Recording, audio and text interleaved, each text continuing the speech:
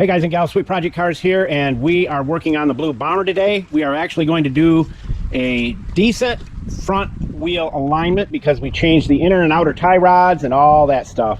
Yo Julio, tell everybody where all the tools are located. Buscar en el show más de la descripción del video para todas las herramientas. Thank you, Julio, Cesar, Chavez, Rodriguez, Jorge, Johnson, Thompson, Pedro. We put new brake pads on it, ceramic brake pads, and new rotors.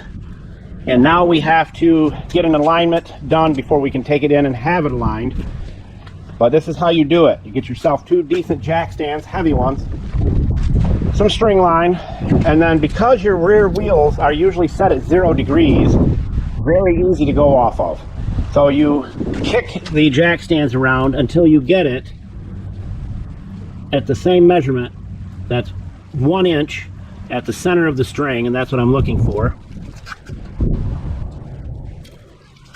And I'll get that so it's absolutely perfect. And then you crawl underneath, very simple to do, and you adjust your tie rod adjuster and turn it. As you can see, this one is quite a bit off from there to there.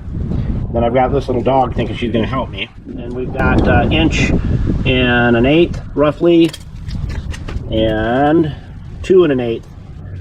So we need to pull this tire back towards the engine, which will then move this front out.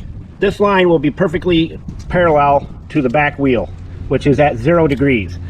This will be measured so that I have the same exact distance between the string and the tire, front and back. Yeah, thank you. Superfly.